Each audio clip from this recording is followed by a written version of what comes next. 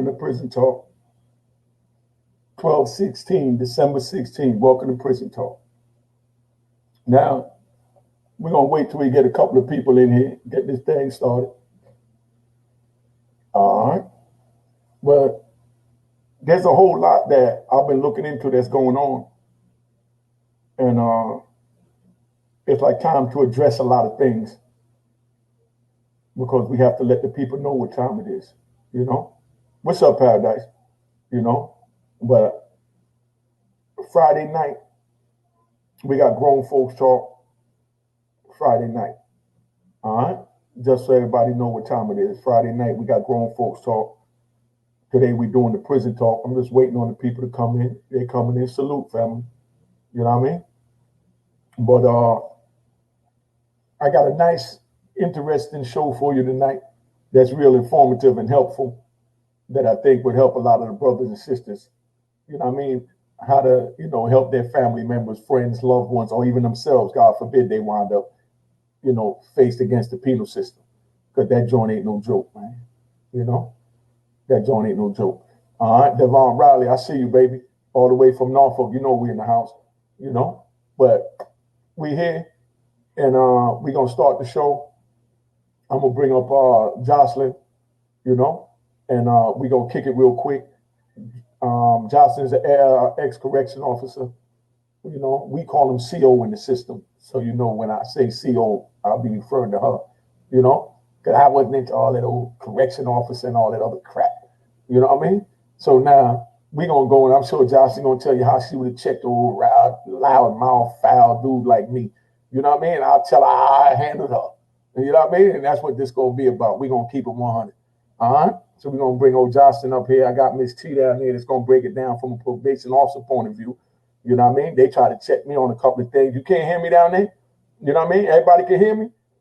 You know what I mean? All right. So everybody can hear me. So we're going to roll. So Jocelyn, how you doing? Please introduce yourself. Hi, my name is Jocelyn Jameson.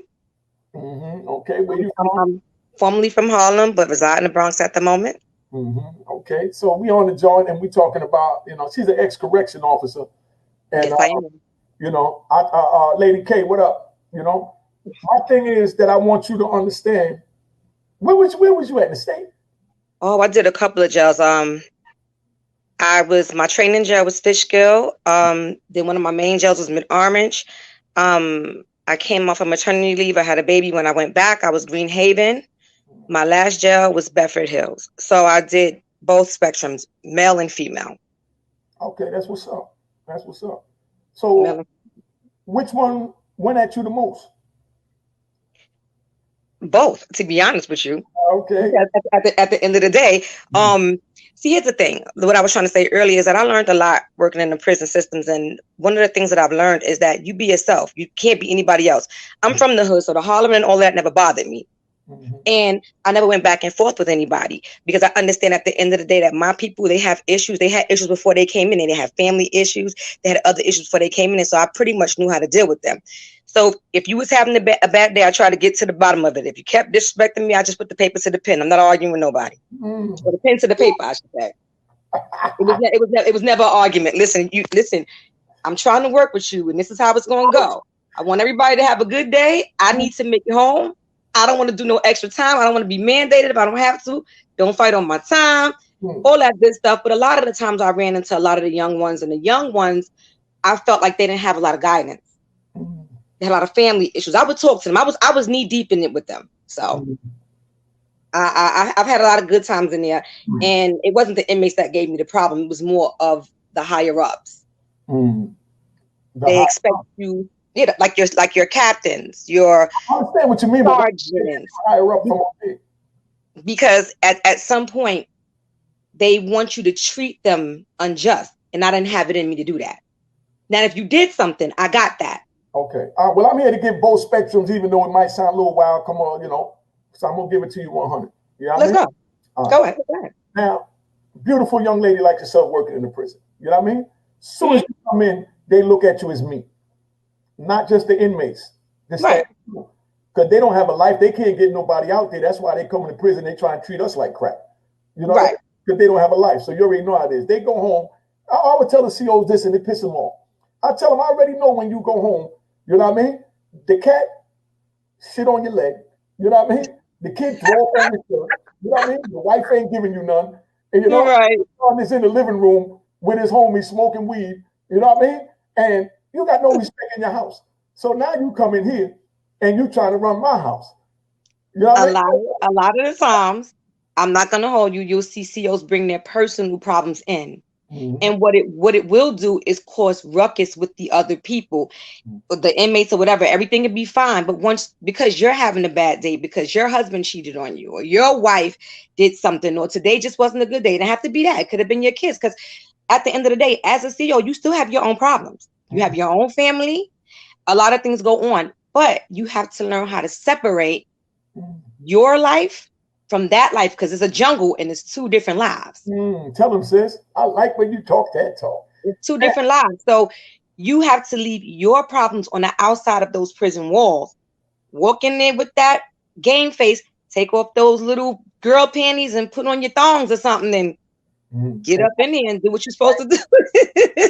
Put on your grown folks panties and get up there and do what you got to do. But like I said, it's not so much to treat them unjust. They're already in there serving time. They're already in there for whatever they're doing. That has nothing to do with you. As long as you can maintain your house, as long as you have a respect for them, they'll show you respect. They'll show you respect. You don't have to be disrespectful. You don't have to be nasty. I never had to be that way. Because let me tell you something. It may seem from afar, especially if they've been in there long. They sniff you. So if you're going to be you better be for the whole 25 years of your career. Because if you don't, and you slip up. Try not to curse because YouTube have a fit with that. Oh, I'm sorry. If you slip, I got you. Okay, if you slip up and then you want to be nice one day and then the a-hole the next night, it doesn't work like that. So if you're a nice person, just be a nice person.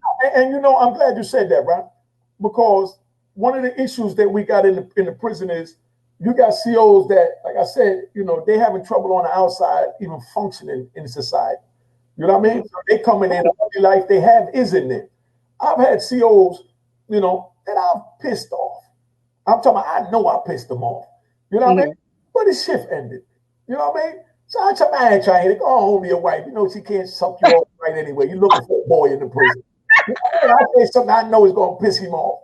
You know what I mean? Look, and then the next day he come back to work.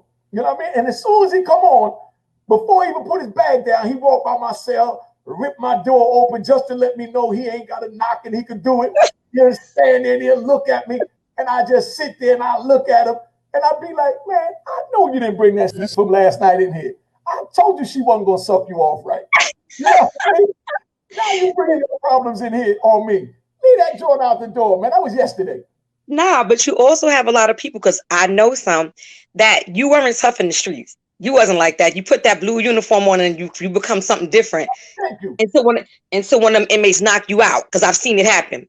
And that's what I mean by dude just ripped the door like he cut like that. And then he don't say nothing because he know he can't say nothing, but he just looks at me. So then, of course, I say something slick. You know, some days I just felt like messing with him just because I could. Right. Just to let them know where they at. But that's the only thing I didn't understand, how they could take a problem home and bring it back the next day. Whatever you did for that whole 18 hours, when you came back, you should have came back as a whole new person and say, man, screw that. But see, that also depends on the person. Some people hold on to things. Some people know how to let things go. Like, I looked at it like, this is my job. Like, when people make such a big deal out of it, I'm like, this is an 8-hour job. Just like you go to your other job and you may get an hour break. It's the same thing on the inside. It's just that you really have to be a people person and you really have to know how to deal with people, putting them in check without being nasty. Because like I said, I'll put you in check quick and I ain't got to say nothing really. I'm not doing it. That's it. You know what?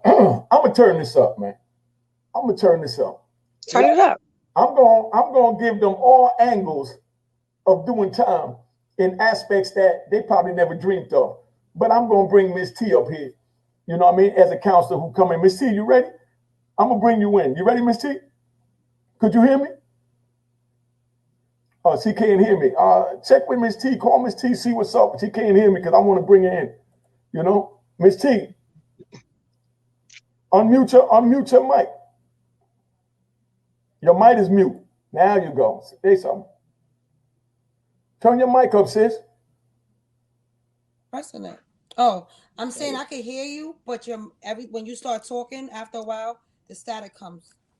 Okay. All right. Well, I ain't gonna talk that long now. I'm just gonna shoot my shot and back up. All right. Lower yourself a little bit so they can see you. There you go. All right. See that you ain't representing New York with your fitted. You know, we gonna put you on blast. You know what I mean? And you're supposed to be repping New York. But now, Miss T, you work. Tell them about who you are and where you have worked, so they know who you are. Okay. I'm Miss T. Hello, everybody. I'm from the Bronx. I work for Department of Probation. I work with 16 to 24-year-olds. I'm in a high crime unit. I deal with everything from gangs, guns, scammers, grand larceny, you name it. And most of the time, what I see is that there's just no guidance. There's no guidance and there's lost hope, right? And then we can't blame them for the lost hope because, like we talked about before, the OGs is not the OGs anymore. The OGs are turning their backs.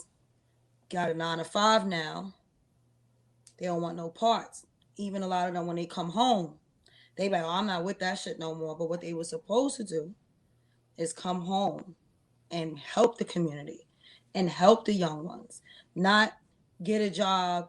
Now they never, you from the streets. Like, okay, if you went up top or whatever and they taught you to calm your ass down, then you bring that back, but it's different when somebody did 25 years versus the 5 years and the 10 years. So it's like a lot of the times when I'm sitting with parolees versus probationers, they don't understand. You're not going to prison. You're going to Rikers. You're not going to prison. So you go to jail for 6 months, 2 years, fight your case, and then you get on probation. So you never touched upstate, right? So right now, the jails is wild. But people think since I know my mans and them, they in there, I'm gonna be good. And then everybody's flipping. There's no more loyalty. There's none of that. Nobody's their own man. So the unfortunate part is that all their fathers was in jail, right? So they either their fathers were in jail or their fathers are dead. So now it's the blind leading the blind. So now it's all these gangs that's supposed to be blood that don't know nothing about nothing, forming in their own little clique. So it's like roaches right now. And it's unfortunate that nobody is going in these hoods and snatching them up and saying, yo, let me go talk to somebody who's calling shots, right? Because if you was calling shots, there was somebody else before you who was calling shots, right? So it only takes us to take care of us. But yet we're killing each other, right? And nobody is marching for that. Nobody coming through the hood mad until they little mans get killed. Now it's this block against that block. When it shouldn't be like that. You could eliminate that. We would be a terror if we got together and we made money together and we claiming these projects and tatting it and they throw your grandmother on her head if you get locked up for a gun. Your grandmother, your mother, she out of the projects. But yet you got the tattoo on your arm.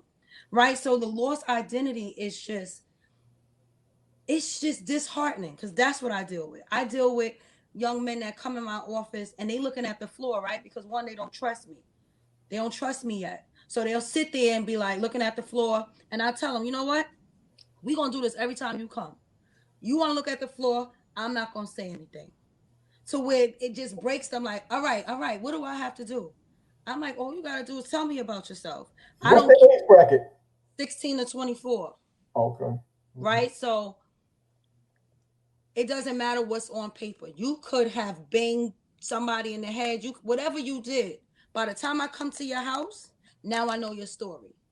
You sleep on the floor, right? So if you sleep on the floor, you barely had a meal last night.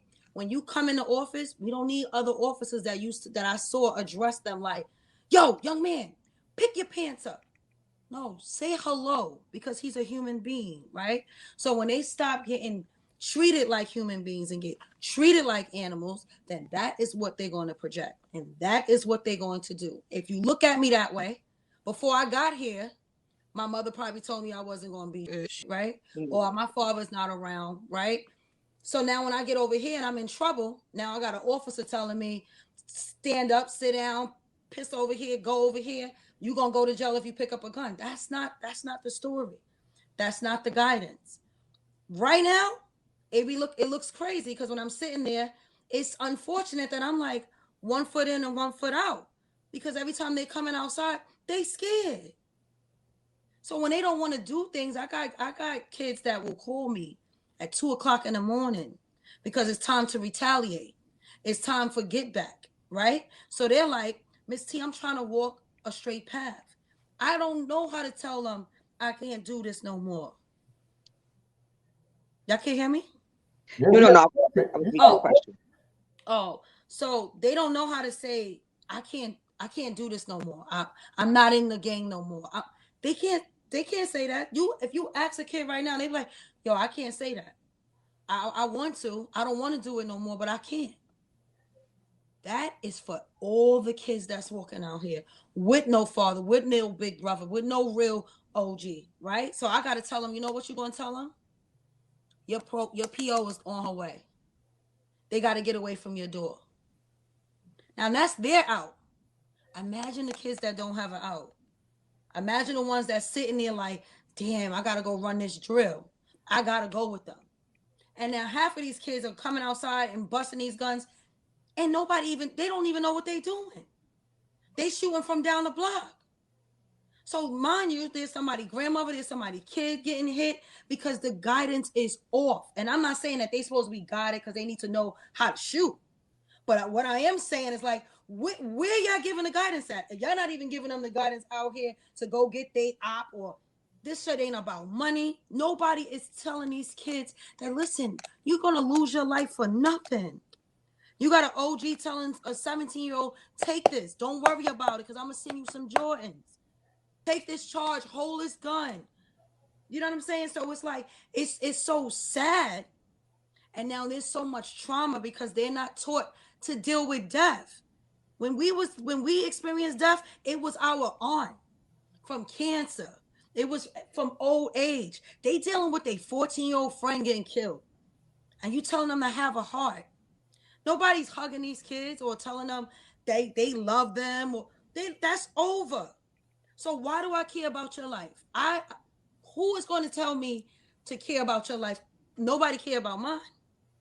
Nobody didn't care about my best friend. So when they outside and they angry and they mad, it's fuel to the fire because everybody is turning their backs. And if we don't come together as a community and say, you gotta stop, it's not going to stop. It's only going to get worse. And I ain't going to hold you. There are some OGs that's scared of these little ones. That be like, yo, I don't fuck that knucklehead. I ain't business with them. They never going to change, right? But they be forgetting that you was them. Like, how are you saying that and you was them? When you look in that young man's face, you was that same person. So how dare you, whether you went to jail or whether you've been through it, how dare you say fuck them? Because you know what's going to happen? Your sister, your daughter, your grandmother going to walk out the building and get hit by that stray bullet for the same little kid that you said, fuck them. They never going to change. You're not giving them a reason to. You're not giving them the proper tools. So right now, we losing. We losing all the way. We losing. They say there's nothing out here. That's a lie. There's money out here, right? And sometimes these men need to walk out and buy these little boys a coat. Because guess what? It's mostly the ones that don't have it that will take your head off. They don't give a shit about this young man that might be in Catholic school standing there with a coat that his mother brought. Why do they care about that? But then you have the same average drug dealer or 9 to 5 getting a couple dollars and know they see you starving and won't buy you a sandwich, won't buy you a $5 hat. And then they want to know why they bugging. Because you don't care no more. You forgot where you came from. So when they get in the cars and buying those bottles, these kids out here starving in a stick-up gang and outside swiping Metro cards, the community forgot. These same OGs forgot where the fuck they came from. Watch the language. I'm sorry. So when my kids, and I call them my kids, when my kids come in my office, I do my best to guide them. I let them be themselves. I let them curse. I let them say what they want to say. And then I try to connect with their parents like, listen, please don't preach to them. Don't do that. There is a balance. Yes, you have to be a parent. You can't always be a friend, but you have to find balance and you have to evolve and you have to be in this world. Because if they shot somebody or they robbed somebody, they guess who they need to tell? They need to tell their mother or whoever is close to them, Mommy, this is what I did. I don't know what I did. I'm wrong. I don't know, but I need somebody because they railroading these kids in these jails. But nobody has nobody to confide in or tell or hold them down. So we need more advocacy for free. For free. They need to all the OGs that had lawyers help them and all that type of stuff. Those kids are sitting in there by themselves with the judge. With the judge and the Bronx defenders, like, take that charge. You ain't you this is what you gonna get. And nobody's with them. Not a mother, not an aunt, not a sister. These kids go to court by themselves. And when a judge look up and they don't see nobody with them, they throw the book at them. So it's like, for people that's listening, they need to understand that your free time on your hands when you just out, you see somebody in your community, grab them up and hold them down, because one life out of 10 is a lot. So if I got 25 on my caseload, I may have 2 just can't save them, but the rest, they fall in line because I tell them I care about them. I'll call them. Yo, you in the house? I heard they were shooting over here. Citizen app said XYZ. Take a picture. Oh, matter of fact, watch this movie so me and you could talk about it.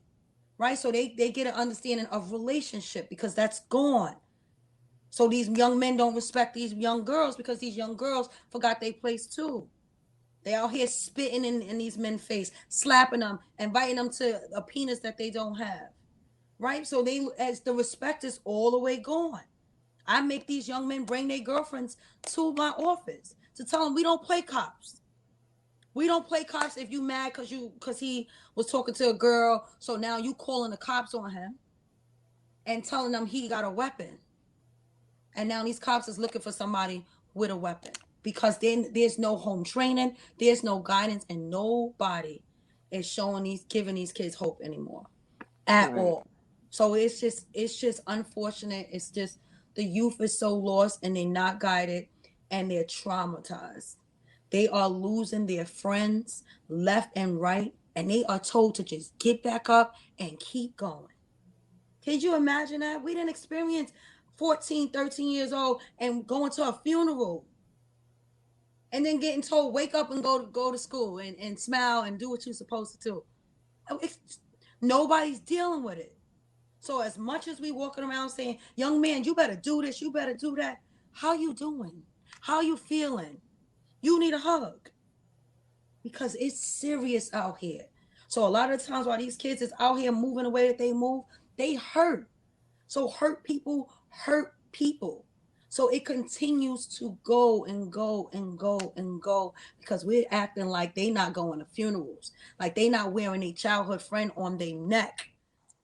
Like it's so crazy when you got to look at your kid and be like, take 13 of those chains off your trophy.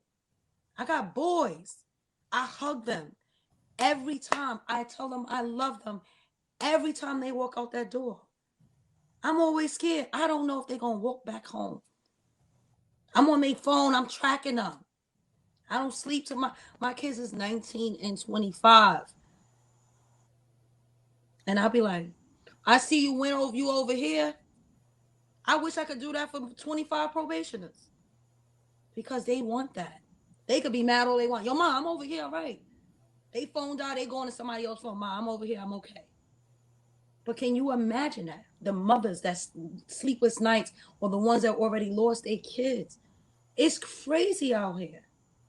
And if people don't start having some type of compassion, I was hoping that 2020, although it's been crazy, that opened up some hearts and that opened up some eyes. And that just said people dying alone. These people that was sick was in the hospital by themselves. we have too much family. We have too many friends. We have too many kids that we know that we need to just grab a hold of them and just say I love you sometime. Because love wins. Love trumps everything. You'd be surprised by just asking somebody how you really feeling. Can I help you?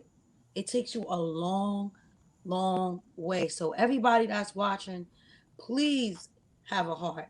Please stop walking past what you already see that's happening. Because the only people that's going to save us is us. That Black Lives Matter did not come from us. We did not make that. So let's not get jaded by that. We are the only people who can save us. You know, if anybody have questions or whatever, but this is not a job for me. Like you see this that I'm wearing on my arm. This is a nephew, like lost his life. I got more. It's real. Like last week I bought my brother from DC, you. Larry Moe and Moochie. They lost a son. I can't hear you. Oh, you can't hear me? That's on your end. Okay, my bad. You can hear him, Jocelyn? Yeah. But why I can't hear him? Okay, hey, Jocelyn. Yes. And Miss T, just so y'all know, you're dealing with younger men. You know what I mean? You're dealing with younger men, so you know what I mean. You don't get the aggressive. You know what I mean? Disrespectful. You get the young that you know is just, you know what I mean? Like you said, lost, right? Right. No, but I'm gonna cut you off. But we deal with the parolees also. So the probationers, I have my hand on them, right? But we have every week, well, not now, but every week we have the parolees come, and they come home. They may not be equipped with technology. They don't know how to do certain things because they're just coming out into the world, right? Right. So, but some of them are coming home angry. Right. So when they sitting across from the probationers, you'll have me in the middle saying, you know, each one teach one, right? We're trying to prevent them from going where you were, right? So when we're trying to do that and trying to help them understand, like, listen, where he's at, he did 18, he did 25 years. They suck. These grown men are sucking their teeth. Man, why the F I gotta be here? What the F this and that? And then I gotta tell them, like, you here because that could be your son. Well, these are the old dudes you're talking to? These are the old dudes. These are the old dudes that are angry, right? Because either some of them don't know how to ask for help. Remember we talked about not being able to read, right? So you'll have them sitting there like, y'all got this stuff on the board or y'all passing these papers out and I can't read that. Right? So it's like, I'm mad. I don't want to hear that shit. And I don't care about Ty over here. If he want to do that, that's his MFing business. This is the conversation. I'm right here. Parolees are right here. 30, 40, 50, 60, sucking their teeth. Why am I here for this BS?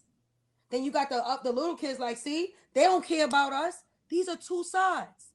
This is the future right here. And they looking in the mirror.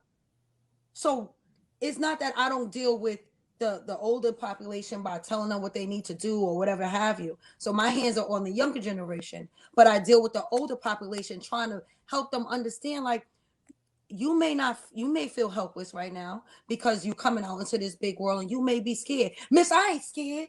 I am not scared. I just want to get the F out of here. Listen. Let me bring some clarity to what you're saying that might help you to understand. I'm in the inside with these men for 26 years. You know what I mean? Now, I went in, I couldn't read or write. Like I said, I was angry too. You know what I mean? I jumped on the police, wound up in ADX, did 5 years on the ground and all that. You know what I mean? So I came in, did my animal years too. But once I got myself together by getting around men, like you said, that pulled me up, that say, yo, youngin, what are you doing? You know what I mean? You know, boom, boom, boom, boom. And they give me the game. So now I got the game, so now I know how to move. Now, they throw me back in the system where they got the regular guys that didn't have this 5 years to lay down to learn yourself. You know what I mean? And I come out and they put me in a unit and they got like 180 dudes in there and 8 TVs and, you know what I mean? And, You know, they playing cards, and it looked like, you know, one big recreation center in the unit that they live in. Mm-hmm. This gets to be the pattern every day. You got these few TVs. You got dudes that say every day he's out here watching this. So that means every day this TV is supposed to be on his program because that's what he's watching. Mm-hmm. You know what I'm saying? And he's ready to kill you for that TV. You know what I mean? But can I say this much? So because I worked from two sides of the spectrums, from the prisons, and I was a mental therapist, so I worked with kids from 2 to 18. So let me just first say this. It starts from the home. And when you're not getting it from the home, they go to the streets. And bigger than that, there's people in the streets, like you said, that's knowledgeable. And this is where it takes a whole village to raise one child. And at the end of the day, as a Black CEO, I am a part of that village. So when I worked in the prisons with the older men, I used to have conversations with them like, I'm 5'1". You like me telling you when to take a bath, when to take a shower? They have all of these programs in there. Instead of you fighting and arguing, go use those programs. Go use those, because they're taking them out the jails now. I know. They don't have those programs. You was able to get your whole master's in jail. They shutting it down. So instead of you arguing with the next person, because your wife left you, I get it, and I had a lot of that. Miss J, my girl done cheated, she done left, and then I would mess with them like, so what did you do before you went in? I wasn't that good, Miss J. Well, let's be real about it.